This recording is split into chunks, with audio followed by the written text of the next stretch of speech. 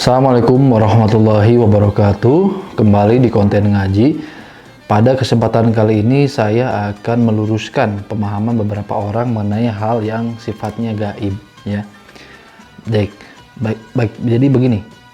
Di dunia supranatural, di dunia ilmu hikmah, banyak yang salah paham, salah konsepsi mengenai pemahaman mengenai hal yang gaib, ya. Hal yang gaib itu apa? Banyak orang yang berpikir bahwasanya tidak ada seseorang yang mengetahui hal yang gaib. Sama sekali tidak ada. Hal yang gaib itu murni urusannya urusan Allah. Jadi orang-orang ini mengingkari karomah-karomah yang terjadi kepada para wali-wali Allah yang mendapatkan ibaratnya mendapatkan pencerahan mengenai hal-hal yang sifatnya gaib. Begitupun orang-orang ini juga mengingkari orang-orang atau mengingkari kita sebagai pengamal ahli ruhani yang mana kita mempelajari hal-hal yang sifatnya gaib. Ya, hal-hal yang sifatnya gaib seperti bangsa ruhani, istihdam, dan lain sebagainya.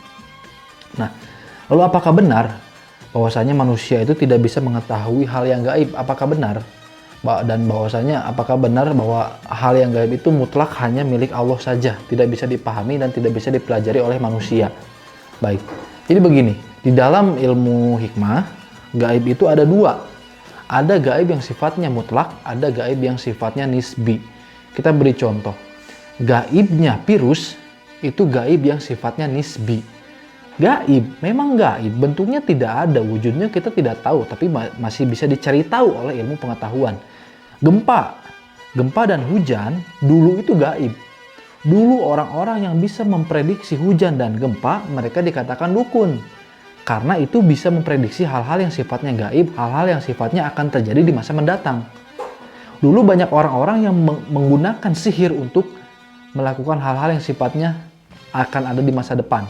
Seperti misalnya untuk menurunkan hujan, banyak yang membuat pengorbanan-pengorbanan kepada dewa-dewa dan lain sebagainya. Nah, yang seperti ini memang gaib. Memang gaib, tapi gaibnya yang nisbi. Kenapa gaibnya yang nisbi? Karena masih bisa dipelajari dan masih bisa dicari tahu. Ini sifatnya nisbi. Dan perlu kita ketahui bahwasanya gaib itu bertingkat-tingkat. Kita jangan menyamakan gaibnya bangsa jin dengan gaibnya malaikat. Gaibnya bangsa malaikat dengan gaibnya Allah. Itu berbeda. Ya, bahkan di dalam diri kita pun ada beberapa elemen gaib. Di dalam diri kita ada alam misal. Alam misal juga gaib. Alam khoyali itu gaib juga gitu loh. Ya, jadi sesuatu hal yang gaib itu bervariasi. Ada gaib nisbi dan ada gaib mutlak. Gaib nisbi seperti contohnya gempa bisa diprediksi oleh BMKG. Ini namanya gaib nisbi. Dan kata-kata jin pun berasal dari kata gaib, berasal dari kata janin. Jin itu asal katanya dari kata janin. Janin itu adalah bayi yang masih di dalam kandungan ibunya. Karena tidak bisa terlihat, wujudnya samar, tidak bisa diketahui ini bayi bagaimana bentuk dan rupanya, makanya janin dijadikan kata serapan untuk kata jin. Karena hukum jin hampir sama dengan hukum janin, sama-sama tidak terlihat, sama-sama tidak diketahui secara pasti. Namun kenyataannya, ya, ilmu biologi bisa, ilmu pengetahuan kita ya, sampai bisa memprediksi bahwa bayi yang lahir ini akan seperti apa, kelaminnya apa, lahir tanggal berapa. Itu bisa diketahui dengan ilmu pengetahuan. Nah, janin ini, si bayi di dalam perut sudah bukan gaib lagi karena sudah bisa dicari tahu. Nah, pada saat hal yang asalnya gaib ternyata bisa dicari tahu, maka gaib yang seperti ini namanya nisbi.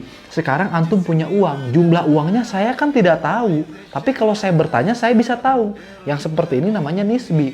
Asalnya saya tidak tahu jumlah uang di dalam dompet antum berapa, kemudian setelah saya bertanya kepada antum, akhirnya saya tahu, maka yang seperti ini namanya gaib nisbi. Begitupun di dunia ilmu ruhani. Jin tidak ada yang tahu, memang betul. Tapi kalau dicari tahu, kita bisa tahu. Lalu bagaimana Imam Ahmad Ali Al-Buni bisa merumuskan 7 raja jin? Ada muluk ardiyah, kan? Ada muluk uluwiyah, ada muluk sufliyah. Ini hasil mencari tahu Imam Ahmad Ali Al-Buni. Makanya muncul nama-nama Burqon, muncul nama-nama Madzhab, Maimun. Itu dari mana? Ini dari hasil mencari tahu. Mencari tahu apa? Mencari tahu gaib yang sifatnya nisbi. Ada beberapa gaib yang memang tidak bisa diganggu-gugat. Kiamat itu gaib yang tidak bisa diganggu-gugat. Kematian itu gaib yang tidak bisa diganggu-gugat. Dan kalaupun ada seseorang yang mengklaim dibisiki oleh malaikat, mengklaim diberitahukan atau diberi isyarah oleh Allah tentang kematiannya, maka isyarah ini tidak boleh kita omongkan kemana-mana. Isyarah misalkan antum mendapatkan mimpi bahwa antum akan mati besok ya. Nah, isyarah ini antum pegang sendiri, tidak boleh diomong-omong ke orang, apalagi ngomong, oh saya bisa tahu kapan saya mati, nggak boleh. Karena ini masuk ranah apa? Ranah makom pribadi.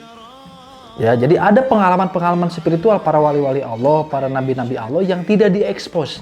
Ada.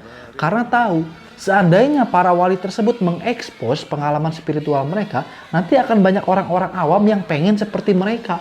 Pengennya pengen gaibnya, nggak pengen ibadahnya. Maksudnya begini, wali A bisa sampai melihat malaikat. Banyak orang-orang yang pengen melihat malaikat. Melihat malaikatnya ditiru, tapi ibadah si walinya tidak ditiru, puasa si walinya tidak ditiru, riyadhah si walinya tidak ditiru. Oleh karena itu banyak wali-wali Allah yang menyembunyikan pengalaman spiritual mereka karena mereka tahu orang-orang awam ini kalau sampai tahu bahwa wali anu mengalami pengalaman spiritual begini, mereka akan fokus ke pengalaman spiritualnya, bukan esensi, bukan bagaimana si wali tersebut beribadah, menghamba dan mengabdi kepada Allah sehingga wali tersebut mendapatkan pengalaman spiritual ini. Nah, orang-orang awam kan fokusnya ke sini, fokusnya ke karomahnya, bukan bagaimana karomah itu datang. Makanya wali-wali Allah banyak yang menyembunyikan pengalaman mereka, karena tahu kalau pengalaman mereka diekspos semuanya, orang-orang akan mencari karomah mereka, bukan mencari ibadah mereka. Gitu, karena karomah ini hasil dari ibadah. Pengalaman spiritual ini hasil dari ibadahnya, hasil dari pengabdiannya. Dan kalau semua pengalaman spiritual mereka dikeluarkan, orang-orang awam ini akan fokus mencari karomahnya, bukan mengikuti jalan ibadah si wali ini. Gitu ya. Jadi gaib itu ada dua, ada gaib mutlak, ada gaib nisbi. Dan kalau kita ngomong gaib mutlak seperti kiamat dan kematian, termasuk rezeki, itu gaib mutlak. Itu gaib mutlak yang tidak bisa kita ketahui takarannya bagaimana dan seperti apa. Sedangkan gaib nisbi itu bisa kita ketahui dengan ilmu pengetahuan.